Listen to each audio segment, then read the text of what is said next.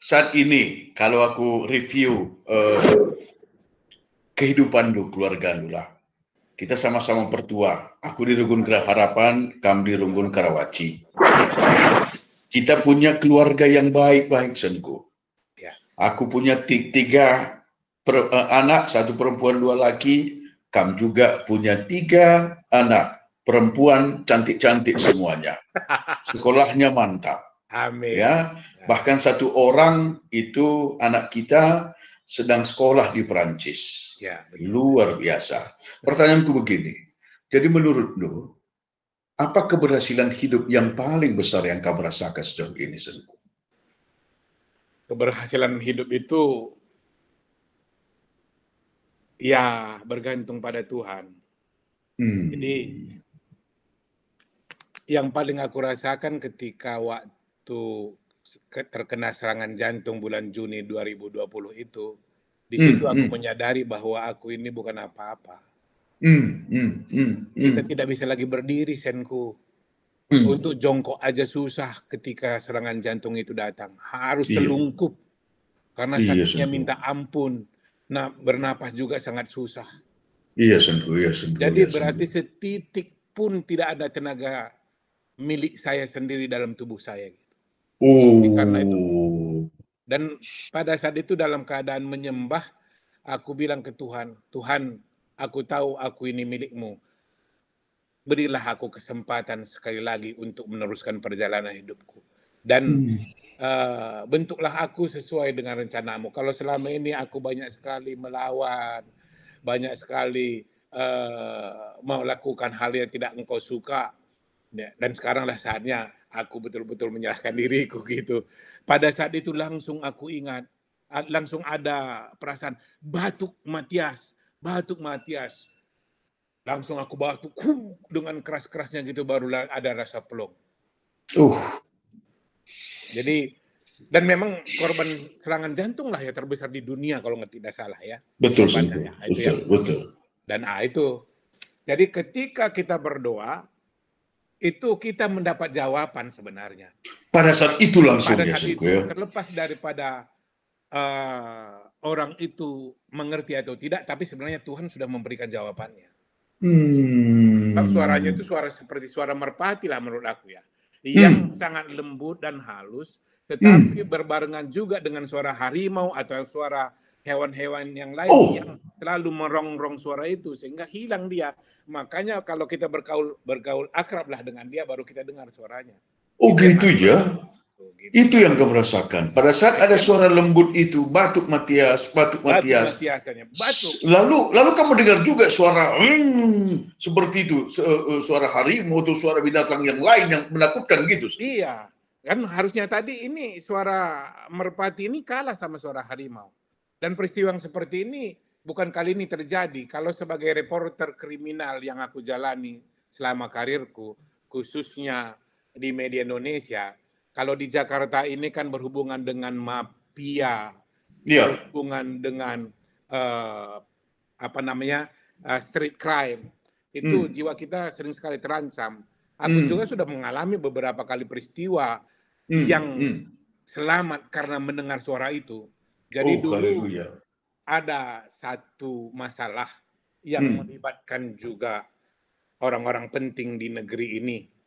Nah, tahun 93 itu wartawan hilang itu udah biasa gitu lah, atau yang dilempar.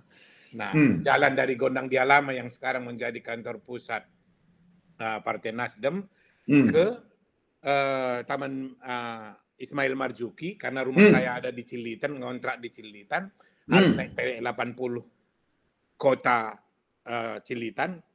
Nah, pada saat belok itu di situ tiba-tiba gelap seluruh distrik, terus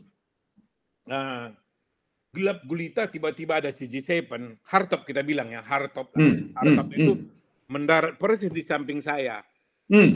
Ada orang yang mau keluar itu dari suara itu berteriak, lari Matias. Dan aku lihat ke samping sana, ternyata ada di depan Hotel Menteng orang berjualan rokok, dia pakai lampu gas. Hanya itu lagi cahaya yang ada di sepanjang jalan itu, Senku. Karena Iya, semua Sen. gelap Iya. gulita. Nah, Betul, betul. lari aku ke sana, lari nyebrang jalan, masuk lagi orang itu ke mobilnya, pergi mereka. Jadi aku pikir yang di gardu listrik sama yang di mobil ini ada kontak. Ada kontak. Nah, itulah. Jadi sebenarnya suka adalah suara yang Menuntun sering, kita ya, Senku ya. ya, gitu, yang menuntun kita. Itu kira-kira, Senku. Oke, oke. Jadi terakhir di Media Indonesia Group, kalau saya tidak salah, kamu menjadi redaktur, Senku. Ya, redaktur kota namanya. Jadi redaktur kota itu membawahi hukum pemerintah daerah, juga pengadilan. Tapi saya ada 3 kali lah ya, mungkin yang terbanyak di media Indonesia yang pernah menjadi redaktur investigasi. Nah, kalau teman-teman misalnya sekali redaktur investigasi selama 3 tahun, 4 tahun, geser ke tempat lain gitu. Tidak kembali lagi ke redaktur investigasi, tapi saya 3 kali Oh, ke situ, balik lagi ke situ, balik lagi ke situ. Kembalikan dia ke sini gitu. Makanya dan kamu juga bintang televisi juga ya, Senku ya. Ketika ada ulasan-ulasan dari Media Group di Metro TV, ya, di Metro jadi, TV. ya, kita salah satu yang diberikan kesempatan untuk ikut Hot Issue Media Indonesia. Hot Issue Media Indonesia. Di Metro Malam. Metro Malam. Jadi ada sekitar itu juga dalam 3 kali tayangan, maksudnya dulu yang pertama itu kalau nggak salah tahun 90 berapa, 98 atau 99 pertamanya. Terus program itu hilang lagi. Muncul lagi tahun 2000 sekian. Saya sudah lupa. Kita juga dimasukkan ini terakhir sekitar 4 tahun, 3 tahun, 4 tahun yang lalu juga masih dilibatkan gitu lah. Karena mungkin suara orang Karo ini. Luar biasa. Jadi wartawan ini kan profesional, Senko. Ya. Wartawan profesional. Dan kalau saya bertanya, jenjang karir di wartawan, ya, berarti kan sudah sampai ke puncak, Senko. Sebenarnya sih kalau dari segi kewartawanan, ya, karena paling tingkat terakhir itu redaktur.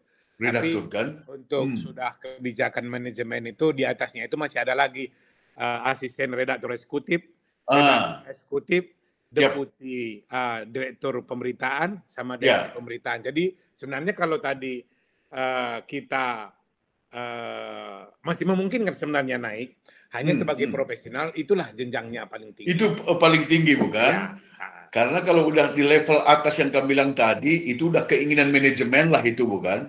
Betul, bukan lagi profesional dari seorang wartawan. Dan kamu sudah sampai ke situ. Jadi boleh kalau kusinggah, Senku, mantan tukang jual air plus tukang sorong berhasil menduduki karir top sebagai seorang wartawan profesional. Itulah seninaku Matias Brahmana. Sebelum aku meminta kamu kata penutup, Senku, mungkin perlu kita jelaskan juga. Aku Ginting Munte, kamu Sembiring Brahmana. Kenapa kita panggil Senku, seninaku, seninaku panggil Senku, gitu kan? Bisa-bisa nanti ada orang yang bertanya-tanya, Janarika adalah nama kekelaki tersenina, di sada Brahmana, sada Ginting Munte, Atenaka. Jadi tolong kamu ceritakan, Senku, kenapa kita bersenina? Ya, jadi seperti yang saya sampaikan tadi di awal bahwa saya kehilangan ayah ketika sudah berusia 1 tahun 8 bulan. Lalu pada usia 6 tahun, ibu saya menikah dengan Marga Ginting.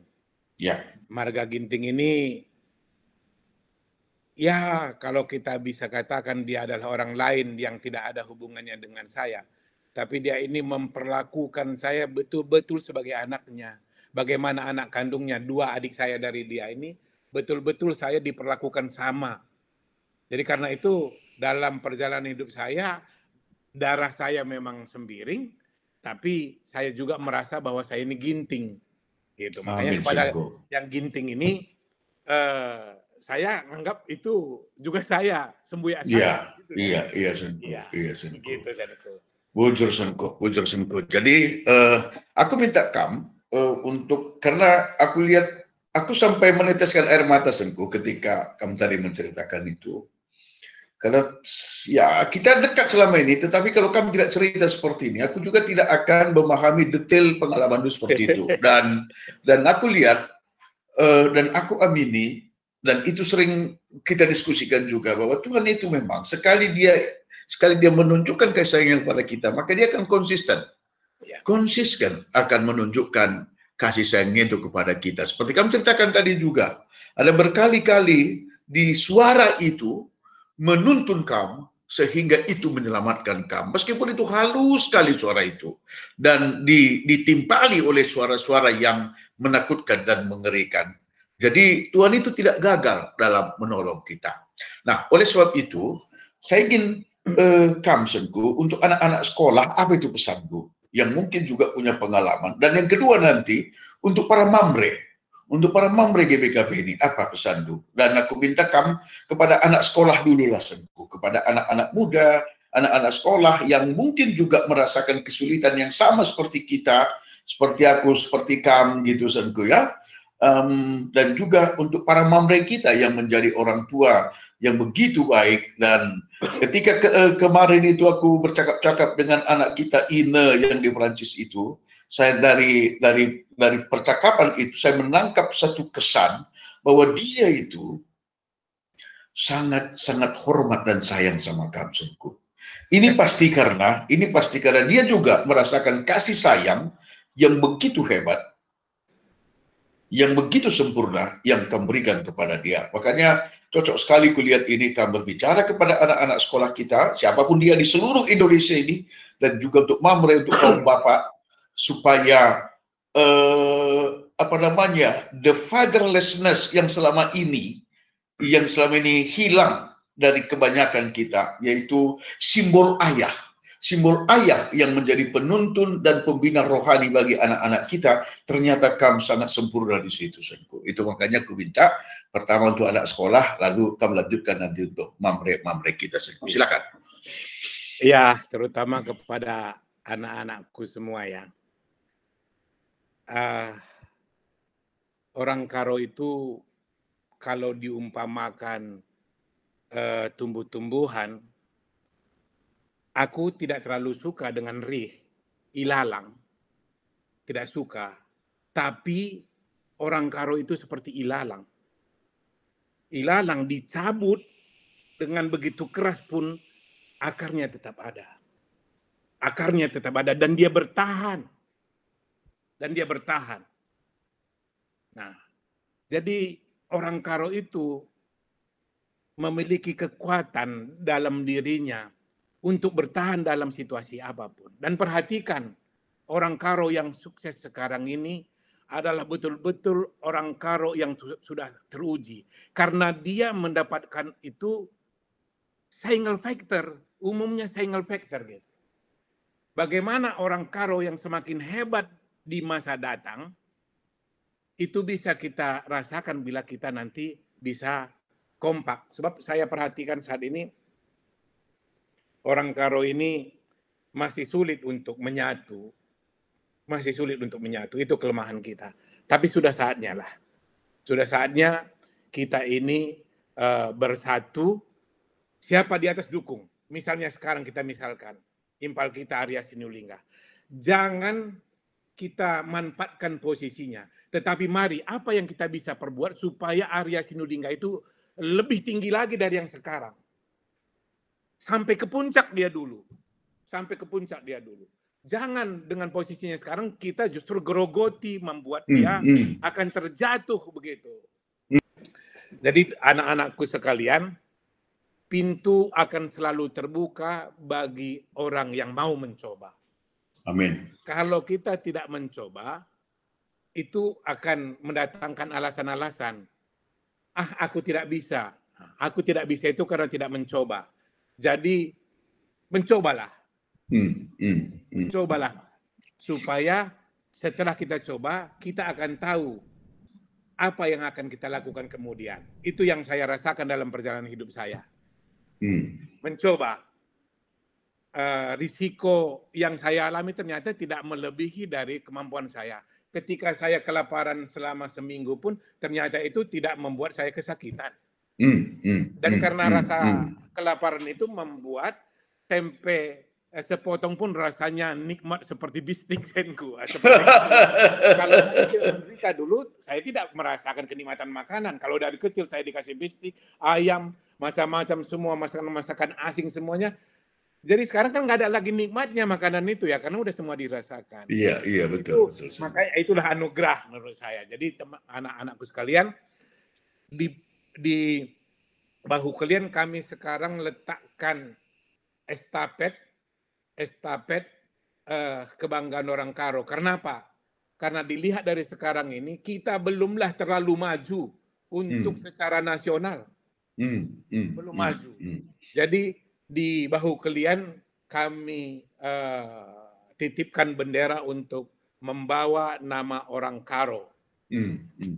Kita bisa berbuat di tingkat apapun karena Tuhan memberikan anugerah kepintaran yang luar biasa sebenarnya.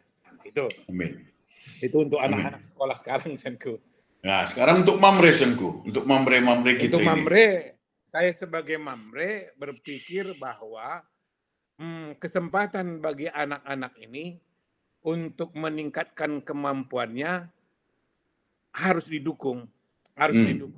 Banyak sekali orang tua yang memilih untuk menyimpan dalam bentuk harta daripada mengimpas pengetahuan untuk anaknya. Kalau saya memilih yang kedua. Jadi kalaupun nanti saya tidak memiliki warisan apapun terhadap anak saya sudah merasa suka. Dan saya katakan kepada mereka, tetapi saya ingin wariskan ilmu pengetahuan, ketakutan, taat dan patuh terhadap Tuhan, supaya mereka ini menjadi kebanggaan bagi gerejanya, bagi bangsanya, dan juga bagi keluarga gitu. Jadi buat Mamre, perhatian kita kepada anak-anak haruslah selalu disempatkan. Saya kebetulan begitu, Senku. Anak-anak sejak dari kecil saya bawa ke kantor. Oh gitu, Senku. Jadi mereka bisa besar di kantor, tiga-tiganya. Jadi hari Sabtu kami boleh membawa anak ke kantor, hari Minggu.